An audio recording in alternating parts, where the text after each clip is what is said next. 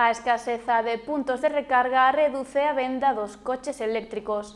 Dende o sector aseguran que a autonomía dos vehículos é suficiente sempre cando exista a infraestrutura eléctrica necesaria. Os plans europeos para electrificar intensamente o mercado automobilístico europeo nos próximos anos non ten unha base sólida en accesos a puntos de recarga públicos.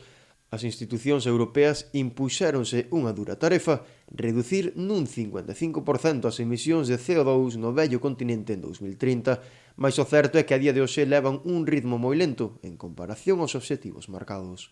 Nós creemos que o ritmo tamén é complicado do tema dos puntos de carga porque, bueno, neste caso tamén haberá falta de componentes para eses cargadores, como pasa no tema dos vehículos.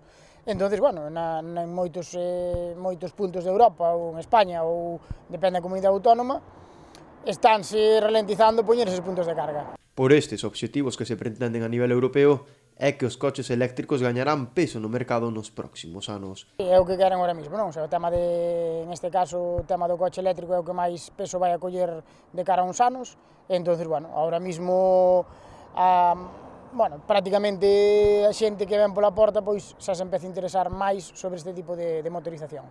As malas cifras en canto a puntos de recarga a nivel nacional e autonómico provocan que as vendas de vehículos eléctricos se reduzan. É un inconveniente máis grande, non? O sea, ti, por exemplo, se ti vives nunha casa ou se tes unha plaza de garaxe, podes poñer un punto de carga, pero se ti non tes plaza de garaxe, tes que deixar o coche na calle toda a noite. Entón, claro, para recargalo é un inconveniente, o sea, moi grande, porque, claro, ti non tes outro sitio, ou te vas a unha electrolinera, que aquí tampouco non hai moitas cerca, ou, claro, a xente non podría comprar ese tipo de mecánica. Desde o sector sinalan que o problema en ningún caso é a autonomía do coche, xa que de media ten 300 km. O sea, o problema non é a autonomía do coche, non? Porque se facemos balance de que teñen unha autonomía media en torno a 300 km, a media europea dunha persona son en torno a 70 km diarios. O sea, ti estarías coberto cunha carga sobraríache. Que pasa? Que, claro, se ti ahora ves aquí de vacacións ou traballas fora, non tes onde recargar o coche. O problema é máis grande que non hai punto de recarga que o coche en sí, en este caso. A nivel comarcal, a zona non dispón de puntos de recarga suficientes como para atraer a turistas e a clientes neste mercado. Non hai máis coches eléctricos na zona porque non hai suficientes puntos de carga. Ese é o problema máis grande que hai, non? Porque se ti te paras a pensar desde que arrancamos aquí desde Ribeira hasta a Pobra, Rianxo, Boiro, calquera ayuntamento limítrofe, non hai puntos de recarga. Entonces, claro, non podemos fomentar unha cousa, unha venta dun coche eléctrico ou querer vender máis coches eléctricos ou híbridos enchufables se esa persona de diario ou esa persona de a pé non ten onde recargar o coche.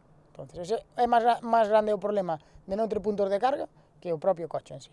Ademais dun maior número de cargadores, a expansión dos enchufes de carga rápida é un requerimento imprescindible para que o coche eléctrico triunfe. O sea, os puntos de carga de velocidade, en este caso, con máis potentes ou electrolineras, en moitos casos recargan o 80% da batería do coche en media hora. O sea, claro, ti no tempo que te tomas un café, tes o teu coche cargando. Entón, bueno, nós temos vendido para algunha empresa que fan un recorrido bastante grande diario, e, bueno, falando con eles, pois, no momento que eles paran a comer, deixan os coches a cargar. Entonces, eso é unha forra moi grande para unha empresa. Doutra banda, os concesionarios sí están facendo todo o posible para aumentar as electrificacións nas estradas, incluso con axudas económicas. Os concesionarios, claro, isto interésanos a todos, non? O sea, canto máis puntos de carga teñamos, pues, neste caso no ayuntamiento que nos corresponde estar, é mellor para todo o mundo, tanto para nós como para eles, como para a xente que ven de fora a facer turismo. Ti conta que moita xente fora daqui, pois, bueno, ten coche eléctrico ou coche híbrido enchufable, e se ti tes un punto de carga, pois en Ribeira, ou 20 puntos de carga, esa xente toda vai a poder vir aquí de vacacións porque non vai a ter un problema para cargar o seu coche. O sea, estamos dando axudas, o sea, por parte do concesionario, por parte do Plan Moves 3, nós incluso, hai meses que para ese tipo de coche con esa mecánica regalan o cargador, nós aquí temos 3 cargadores aquí na nosa empresa para uso noso. Entón, claro, a ver, se todo o mundo, pois arrimara un pouquiño máis o ombro, melloraríamos en moitas cousas.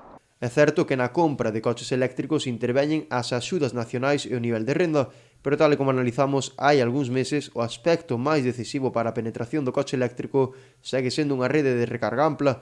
Cantos máis enchufes públicos, maior número de coches eléctricos nas rúas. Noruega segue sendo a única excepción en Europa.